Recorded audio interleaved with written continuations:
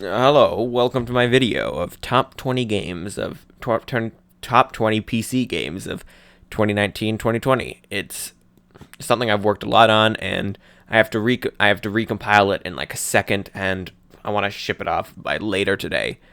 It's ridiculous, and I'm a little bit pissed off, but whatever, because Bright Memory Infinite's part section did not work well. Like, the audio didn't come out for some reason. So now I have to look over the video, which is like 50 minutes, and I have to make sure that everything is fine. I really hope you like this. Rage 2 is if Doom and some other stuff did some stuff, but now it's a game. It's really fun in the moment-to-moment gameplay, but it's incredibly forgettable afterward. You just got superpowers and car fights, and your guy's named Walker, and his sister, whose name is Lily, are rangers, except he has the ranger suit and finds meteors to unlock powers, and you fight the Blue Man group, but it's only one of them. And this is all by memory. Like, I don't remember a lot of it. Because, again, it's forgettable. It's been a year. It's fun, but not fun enough to replay. This game has one boss battle, and the ending is a cutscene. Like, the ending boss dies in a cutscene. You don't even actually fight him. I don't consider him a boss, but whatever. Pick it up cheap. It's not worth, I think it's like $40. Pick it up cheaper. Tahu Luna Nights is apparently part of the Tahu series, which I believe is mainly a bullet hell series. If that's the case, this is a departure from Tahu's status quo. It's a Metrovania game with a time-based mechanic, a decently simple one, but it's used to great effect.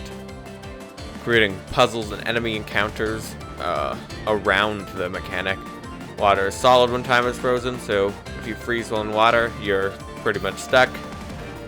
Puzzles are generally easy, but welcome, and I don't know why, but I don't usually like puzzles in video games unless it's Tetris. So, it's $20, pick it up, and turn your volume down, because the music's really goddamn loud. It's weirdly loud. Ori and the Will of the Wisp is smooth as non-chunky peanut butter. Its movement is an amalgamation of the powers you unlock. It's beautiful. Ori elegantly flies across the screen, zipping and dashing around like a fast thing. It's a pretty good Metroidvania, one of my personal favorite genres. The abilities you unlock are always well utilized in both main missions and little side content. This is pretty rare in a lot of Metroidvanias, such as Hollow Knight. It's $30 CAD, so not too cheap, but I feel as though it's worth it. Maybe $5 overpriced. Super hot. Mind Control Delete is super hot, but better. Just like in the first game, time only moves when you do, as you go through a variety of levels killing red guys. But now there are unlockable powers like recalling a katana or rushing forward and punching an enemy in the face, or body or whatever. This is an amazing improvement that increases the player toolbox tenfold. That's pretty cool. It's $34 on Steam, so buy it if you have enough expendable currency. I think the price is overblown. $23 would have been better. $18 for the original, because $34 for a 3-hour notably replayable game is still too much. Hope that made sense. You should buy it if you like simplistic shooters. Only kind of simplistic, if we're being honest. It's actually quite interesting. Bright Memory is good. It may essentially be a tech demo, like Metal Gear Solid 5, Ground Zeroes, but that was still a good game, like, no doubt. It's a high-speed, first-person shooter, sword, slashing, Metal Gear Solid Rising, Revengeance, Call of Duty, Infinite Ray Tracing, RTX shooty, busty game of fighting with people that want to murder you, so you murder them. Help me. Why would I write that? But to be honest, this is a good game. It's made by one guy, and it looks amazing. goddamn good. Like, thank you, Unreal Engine 4.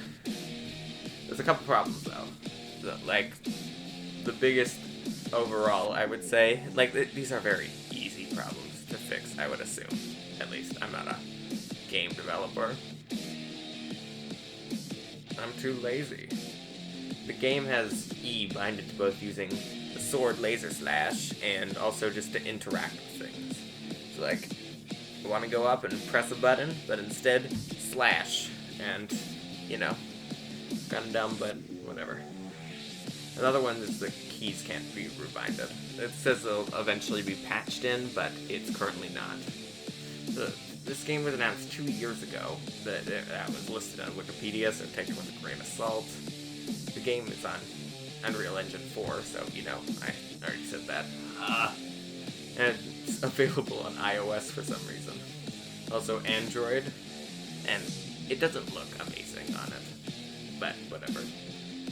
But on Windows, it's amazing. It looks perfect, specifically with ray tracing. This is the main ray tracing game.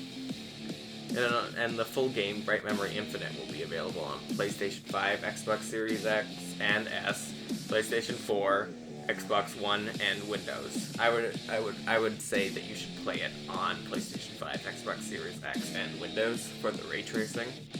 It looks incredible, plays smoothly, and everything about it melds correctly in this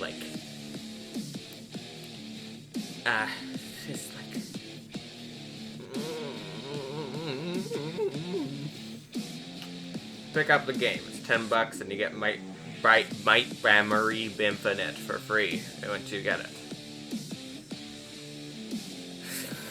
I regret my life.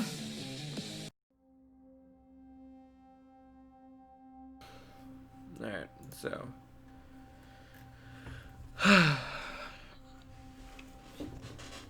let me drink some bubbly.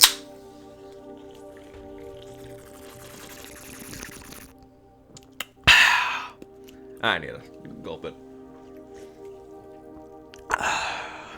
Alright, perfect. Terminator Resistance is not a flashy game, and it's definitely not a good-looking game, but it's a really fun game with a pretty good story. It's a tie-in to the movies. I've never watched them, so all that stuff's gonna be out of the review. But you're in an apocalypse, and robots are trying to kill you and stuff. That's what I understand. But the actual game is really fun, and it gave me flashbacks to Deus Ex, because while it's not an immersive sim, it's quite similar to Deus Ex in the fact that the story evolves with your choices, in just doing something or talking to someone. You can make choices to make people like you, more or less, and even date one specific character through the game. There are definitely some flaws in the fact that there are bad voice acting / delivery, and they don't really explain a bunch of mechanics, such as the fact that you have to equip a Terminator knife in your hand to use it. I thought it was you just had to go up to a Terminator is behind their back and melee them, but no, you have to actually equip it. It's a pretty good game, but it's the $50 mark for it is a little bit over expensive, and by a little bit I mean quite a lot. $20 would be worth it. I paid $30 for it, and I don't 100% think I'm getting a bang for my buck. And also with the newest filter, they added a green filter over everything. Also, what did I say? With the newest update, they added a green filter over everything. A decision despised by some fans. I only got it after the update came out, so I can't really comment on it, but, listen to the core fan base, and not to me.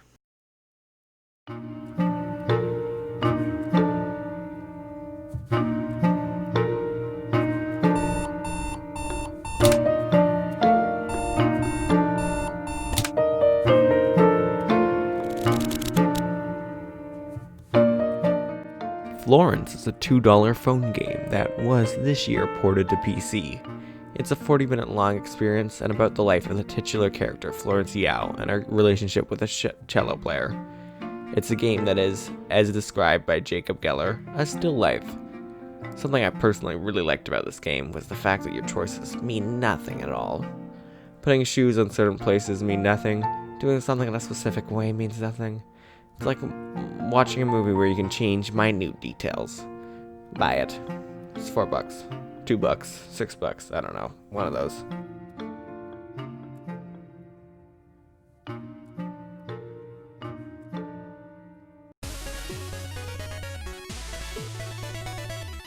King of Cards is the first Shovel Knight game I played. I got a Switch, and a little while later, I saw that the game would just come out. I was about to go on a trip, and bought it for the plane ride. It was a little harder than I thought and would be, and took around 2 weeks to finish. It's incredibly fun, with a really good but simplistic movement system. You can dash to damage enemies and bust through destroyable blocks. Once you dash and hit something, you then bounce and twirl, also allowing you to damage stuff. After you twirl bounce, you can also dash again. And just like the previous Shovel Knight games, you can unlock different powers to aid you. Also, the King is a really good main character. He's fleshed out quite well. He's a brat that thinks that everyone is lower than him. The gameplay does a really good job of fleshing him out. His heal animation is him crying. His mother is the one that gives you more health. It's a royally good time. Wink wink. I'm so funny. Ghostrunner is a third-person platformer. That's first-person? What? You can wall run, deflect laser bullets, and shoot air, which you upgrade. You get a bunch of upgrades, and you can shoot air and dash through enemies and other stuff. Sword strike, mind control, something I refuse to do for no reason other than I thought it was inhumane. You have 1 life and you can't be upgraded. You get shot once, you're dead. Checkpoints are everywhere, and you can do an instant restart, which it all feeds into itself.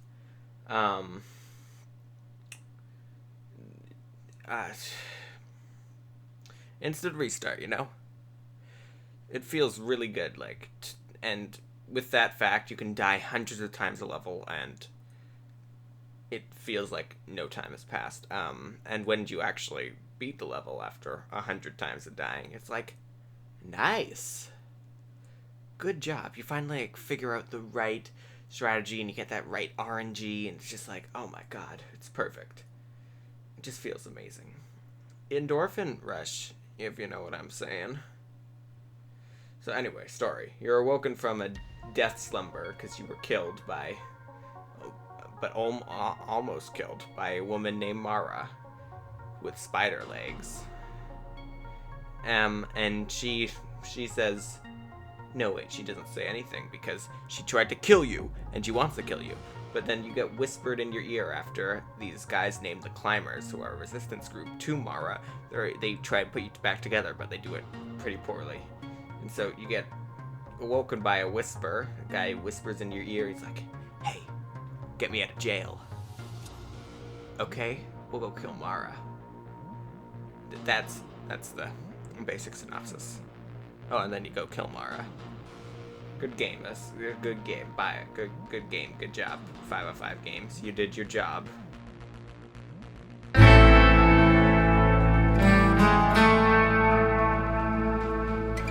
Hello. Desperados 3 is a cowboy shooter, but strategy game. This review is completely ad-libbed, and because I want to get this out quickly, it's currently 12:09 a.m. On the 30th of December, and I have barely edited anything, and have barely recorded anything. And I want to get this out by January 1st, so ad-lib all the way. Desperados 3 is like a... It's kind of like...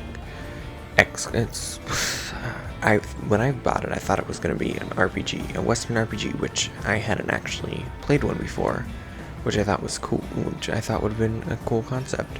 You know, a Wild Wild Smith. But it wasn't, and I'm not like glad, but I'm very happy with what I got, which is a strategy game set in universe of, a Wild West place with women throwing perfume to blind people and a guy that carries around a bear trap named Bianca. And it's I wasn't expecting a stealth game, but it's so much fun. Like, the stealth is quality. Everything is very ironed out and everything. And the Unity engine is used quite well. Right? I'm not like an engine person. I don't know a lot about the stuff, but it's very nice. Very good game. Right? Like, I bought it for $24, which I think would have been the best rate to get it, to be honest. I don't know how much it usually is. You can probably hear me scratching around in the background, trying to find the price. It is usually $50, which I'm not 100% sure is really worth it. But, it's fun. And now that I've played this game, I'm going to play the first two, or first three, I guess. Eldorado, Desperado 2, and Desperado. Major epilepsy warning, alright? Post-Void is a surrealist shooter. You're a guy with no head running through a bunch of stages, holding your head in your left hand and a gun in your right hand. Your head leaks white stuff. And the only way to keep the white stuff inside is to shoot the demons. It's weird, simple, and fun, and also $3, so buy it. Warning. I have never played a Devil May Cry game before. This is the only one I've ever played, probably the only one I'll ever play, except if they make a DMC 6. Devil May Cry 5 is a video game that makes sure you know it's a video game. Its title sequence is a slow-mo, extreme awesome battle in a van. It's pretty cool. Nero almost gets his dick cut off. So the game follows Nero and his friend Nico, who makes robot arms for Nero, because his arm's gone. And Nero is a witty yet serious devil destroyer. He's got a gun and a sword with a lawnmower engine, strapped up to like a flamethrower or something. I don't know. And a goddamn plethora of robot arms. Each with its own special powers, like bananas that spin. I don't really have footage of that, but trust me, it exists.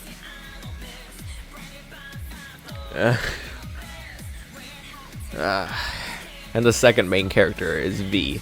I don't really like playing as much as him as opposed to Nero. Nero is better in my eyes, but V is still pretty fun.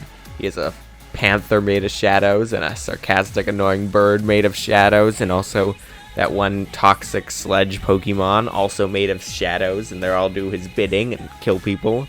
And he's sick. V is sick. And there's also one more playable character, but I think that falls into spoiler territory. But whatever. Also, every playable character in the game has a skill tree that you like individually, and you unlock each of the skills from collecting the dead red orbs from dead enemies or from rocks, because video game logic. It's enjoyable. The whole game is enjoyable. I love it. It's insane. You fight a unicorn, kill it, steal its horn, and turn it into a robot arm. That's pretty cool. Something weird about this game, though, is the fact that you fight one of the bosses like around 5 times. Like, that's pretty weird. Whatever. Transition. Boss fights. Bam. Boom. Swoosh. Flash. What the hell am I doing? All the boss fights are really good in my opinion. This whole video is my opinion. Leave your comments, but don't get mad about my opinions. Whatever. It's a fun game. Play it. Or don't. But you should do it. A special edition's coming out for the PS5 and Xbox Series X, with ray tracing, a feature they're leaving out of the PC. That pissed me off a bit. Buy the game. Do it. The developers of My Friend Pedro define it as a ballet of death, while the community defines it as Banana John Wick. Both are very accurate. My Friend Pedro was a Flash game made by Dead Toast Entertainment that last year was remade by the same studio backed by Devolver Digital. You're an unnamed, faceless, memoryless man whose only connection to anything is a magical banana. You shoot your way through nerds and elderly people, gaining new weapons and piecing together what happened in your past. The game is nearly bugless, has great boss fights, and you can unlock a big head cheat. It's $22. CAD. Buy it, or don't buy it, but do buy it.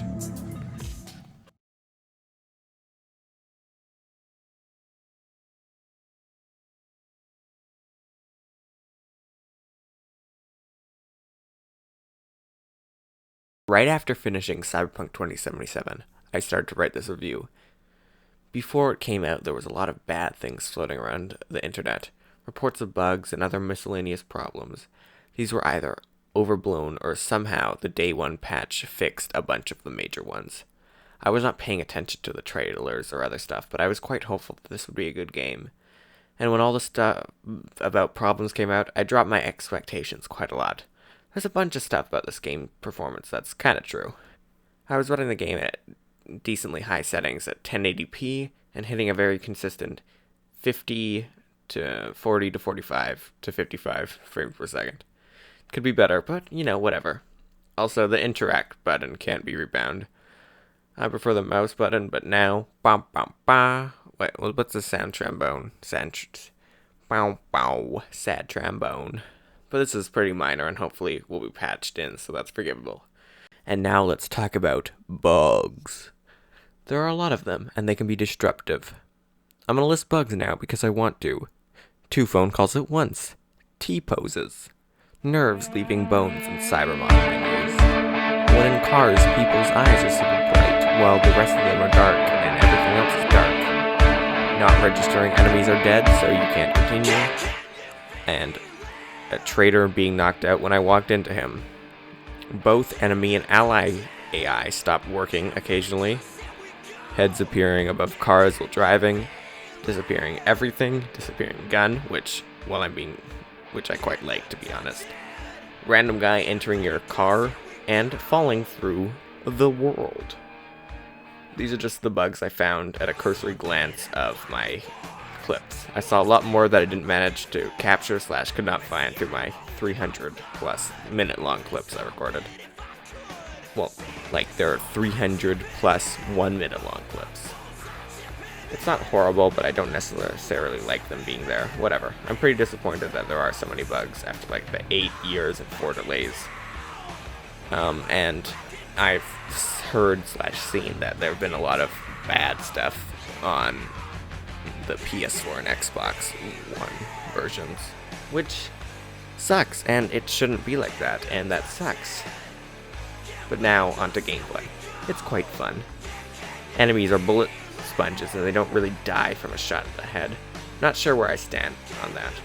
I like the feeling of carefully lining up a shot to get an instant death, but in this game, it might make it a little too easy.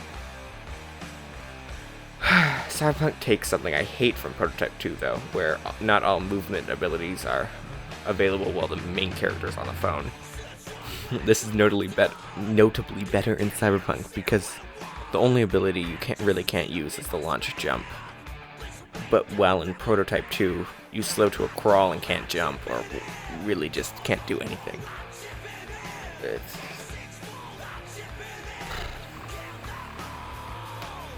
And now segue, RPG elements are very brief. You can't use / do / say certain stuff when you have a low rating in one of the attributes, and the character backgrounds you choose at the beginning can open up dialogue options. That's really essentially it. I mean, you can level up your how good you are at certain things, but that's it. Upgrade weapons, but it's resource intensive and barely does anything. It's really a shooter with minor RPG elements. And now on to driving. Driving takes up a good chunk of the game. Not that I mind, the cars and motorcycle or whatever feel slippy, and the minimap is too zoomed in to really get ready for a turn. That, combined with slippy cars, makes it so your car will probably crash, and you'll hit a civilian and get police people. Police people coming after you. The cars all look stylish and cool, though. I don't really mind the problems. I'm being serious, because if you kill a civilian, you just need to drive away, and the cops don't really chase for long. And now on to story. It's good. You're V, a street rat / corporate dog / vagabond car driver. Every dialogue choice that I've seen so far, at least, is voiced, which is pretty cool. I haven't really found a game like that. You know, like an open world RPG game. A bunch of games have a bunch of dialogue choices that are voiced. And I guess The Witcher 3 also has it. Alright, you know what? Whatever I'm saying is it's cool that all the voice lines are recorded.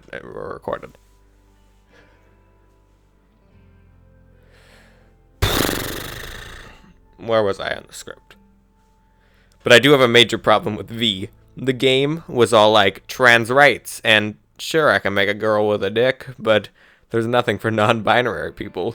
No neutral sounding voice, and depending on if the voice is feminine or masculine, V's real name will be Vincent / Valerie. And also, like, I think there were a bunch of transphobic tweets that some developers or higher-ups at CDPR made. Not 100% sure, but I think I heard that somewhere. Take it with a grain of salt, because I'm not sure. Anyway, if they had just said that V's name was just V, this would have been solved. Alright, and also, if they had used the pronouns they for V instead of he or she for Vincent / Valerie. You know what I'm saying, alright? This is understandable. Now back to the story. V runs into a brain chip and shoves it in his head slot. This makes Keanu Reeves appear and try to kill V. You have to stop Keanu from killing you, or you die. Obviously. That's the too long didn't read. Or too long didn't listen. Whatever. TDLR. Story anyway. It's not written magnificently, but in the end, I ended up caring for both the main and quite a few of the side characters. The best stuff is in the side quests. Great dialogue, great items, great levels, great just characters. Personally, my favorite side quest is I think it's called Entropy. It has to do with Devilman finding a bunch of his cabbies that have gone missing.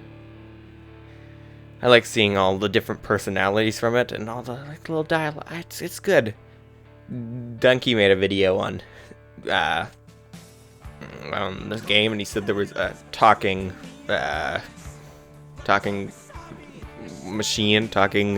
drink machine, and I haven't seen it in the game, but so that might be the better one. I don't know. Now on to crunch. The game is good, but the crunch was apparently untenable. I'm quite disappointed with CDPR. 100-hour work weeks are not good. Be better. Do better. There's a video in the description that, well, not being like perfect, I think it's like a very good entrance into knowing about the crunch specifically for the whole video games industry, I guess. Now to the end and this whole section. It's good, but it needs a lot of bug fixes. I thoroughly enjoyed 95% of this game, and will probably set a new game soon to see the Corporal Life Pack. Wasteland was originally the game that didn't just inspire the ideas of Fallout 1, but a lot of people who worked on Wasteland 1 worked on Fallout 1. Wasteland then revived in 2014, with Wasteland 2 continuing the story of Wasteland 1, and now we have Wasteland 3, a ridiculous, fun, comedic RPG. The game takes a different approach than Bethesda Fallout. Where Fallout turned first person, Wasteland went for a more Kenshi design with a semi-isometric view, which you can zoom in and out and circle the camera, like Sims 3, 4, and maybe 2, I don't know. The game is technically open world, but you traverse in an armored car going to different locations, where your character runs around. The game does not look amazing, but I never really cared about the lackluster visuals. The story is not a grandiose romp to disarm nuclear weapons or stir up an Armageddon. It's about rebuilding your tribe with the help of the dictator of Colorado. You earned his trust by arresting his kids, who went and joined various gangs. It's quite refreshing not to save the world or have a specific enemy to destroy. To sum it all up, and to quote Skill Up, take the world of Fallout, combine it with the character-building RPG elements of a game like Dragon Age Origins, and then combine it all with XCOM combat. It's $80 Canadian. Probably should buy it. But you know, $80 is steep.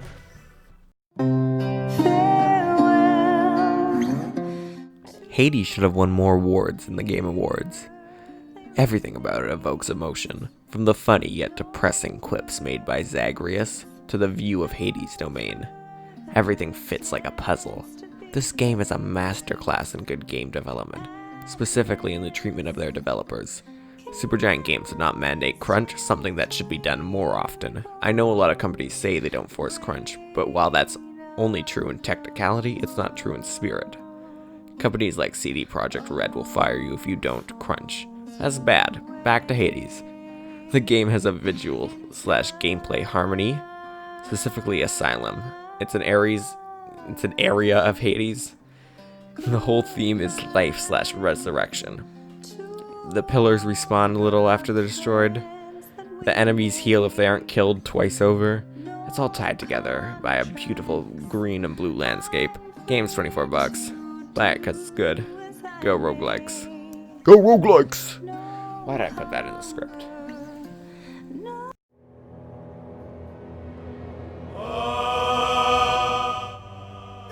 Damn it! I want to... Asterion. Baldur's Gate 3 is the third mainline game in the Baldur's Gate franchise. It's a sequel to Baldur's Gate Descendant to Avernus, a Dungeons & Dragons quest, and it's developed by Larian Studios, maker of the critically acclaimed Divinity series. The game starts with a beautiful 3D animated intro where an alien is abducting a bunch of people and sticking tadpoles in their eyes on a pseudo-biopunk ship. I love biopunk, so I'm really vibing with this part of the game. It's not Scorn level biomachinery, but it's quite nice, and I personally would love to see a lot more stuff like this. After this area, land on a modestly large map with around 3 to 4 different villages and a bunch of secrets. The main quest line for the game, so far, is to get rid of the eye tadpole before it turns you into one of the aliens. A party member who you picked up on the ship after she had also been kidnapped says she knows a way to suck it out and not let you die. That's the base synopsis for the beginning of this game. It's in early access and there's no next area after this one, but it's pretty long, like 15 hours. It was released in early access at the same price, and we'll leave it. $80 CAD. It's an experience which I believe will eventually be worth the price. Ultrakill has been defined by both G-Man Lives and Oyef as Doom on a budget, but I disagree. Doom isn't fast, it's strong. All of current Doom, 2016 to Eternal, movement feel heavy, while Ultrakill feels super light and speedy. You can slide and jump and wall jump and consecutively jump in multiple directions. And all the weapons seem to accentuate that. Like the fact that both shotguns you can rocket jump with them, and all the guns have infinite ammo, so it doesn't matter if you miss a shot. There's a gun that essentially has auto aim. And the music.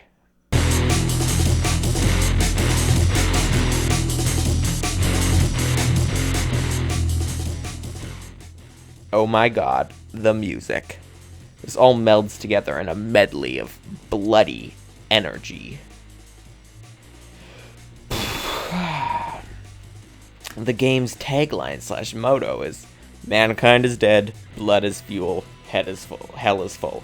But not like that. More like, mankind is dead, blood is fuel, hell is full. And you are a robot in hell. You'll lose health very quickly, so you have to get close as you can to enemies because their blood is your fuel and it refills your health bar. It almost certainly took this getting close to enemies for health from Doom 2016 to Eternal. but instead of breaking up the compact with the glory kill animation, your health refills instantly.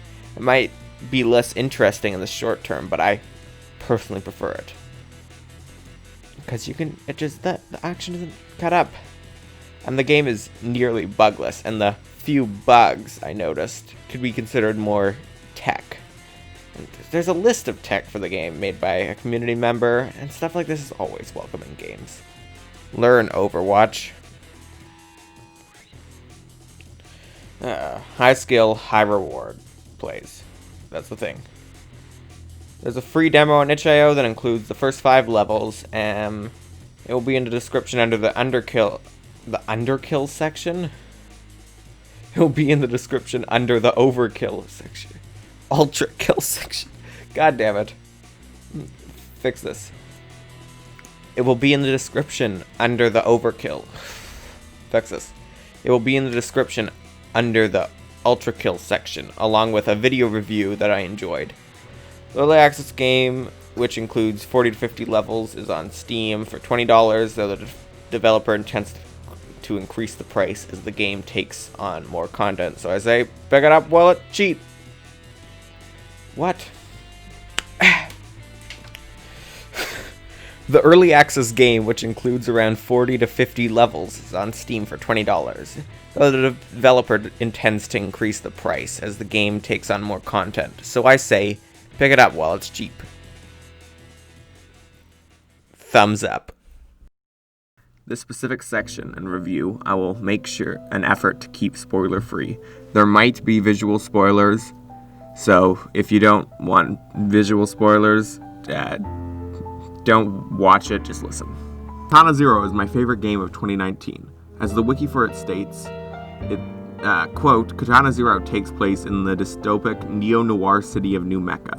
In the city, a mass-murdering, katana-wielding, bathrobe-clad assassin named Subject Zero takes kill contracts from a psychologist.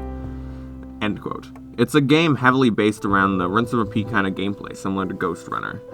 Actually, it's pretty much 2D Ghostrunner. Zero can slow down time, much like Jack from Ghostrunner, and they both can deflect bullets.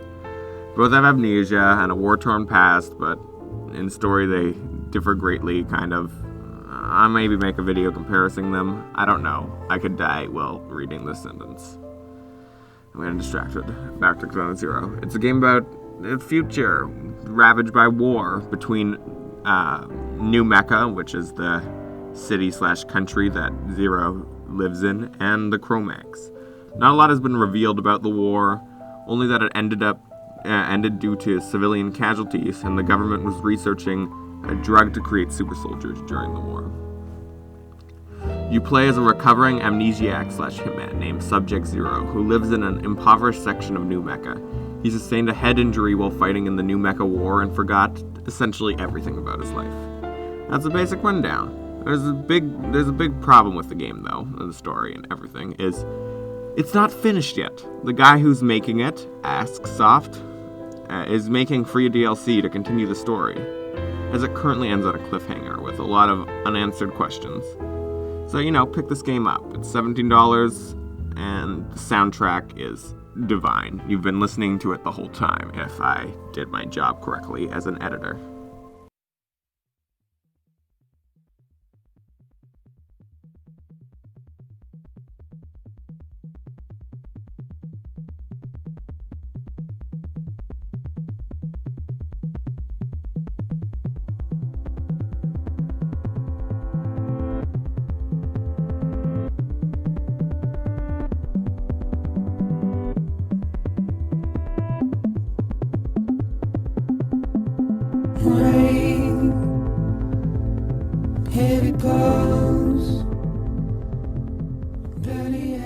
Death Stranding is a weird experience of walking, and fetuses, and monster energy, and dead whales and crabs.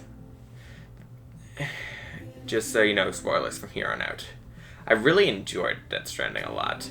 It may occasionally be an incoherent mess, but I felt something in my decrepit Grinch heart.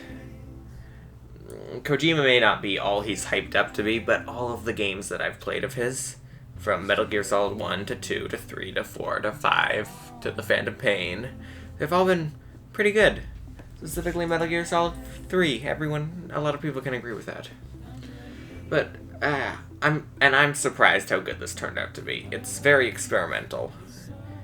And I would actually consider it, like, the modern art of video games. But, and I'm going over the clips, and I can admit that the game, like, it looks kind of boring when you're just watching it, but you actually need to hold a controller / keyboard and to realize the amount of details it has. Like, it's realistic while being very ungrounded, and I really like it. And it's a weird game, and I like weird stuff. It's about babies and ghosts made of death oil, and you deliver packages to people because your sister is kidnapped by Troy Baker, and you're Norman Reedus as Sam Porter Bridges, a guy with aphanphasmophobia. And he has to connect the world by putting data through a beach to speed it up through time dilation. And you meet a bunch of people, and with weird names like Die Hardman or Mads Mikkelsen. Oh, that's such a weird name. You just go deliver Oxycontin to a bunch of people as they just sit there and inject it. I can't give the game this credit it's due. And it's such a good game. And the way I've described it, it might seem like a joke, but it's very good. And I'm so glad they released it for PC, because I don't have a PlayStation 4. So, take that, liberal media. What? What does that even mean?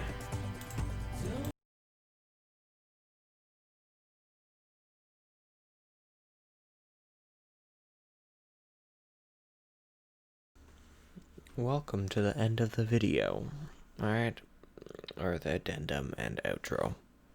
It's super late, I'm very tired, but I want to get this out here. First thing, the only reason Cyberpunk's on my list of top games, first thing, is because I didn't experience that many game-breaking bugs with the game, and I really shouldn't have experienced any, but, you know, I had a fun time playing it.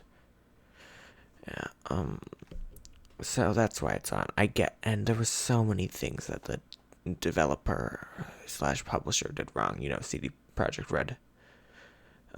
They've got pretty bad PR for a company with PR in their name, am I right? But,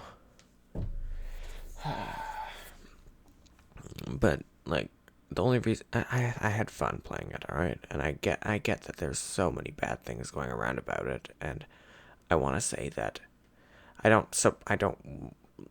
not supporting them in any of their decisions about crunch and stuff like this, and any of their just generally morally dubious things they might be doing. Alright? The game was fine. It was enjoyable. I had fun playing it, and, you know, it brought me away from the monotony of everyday world.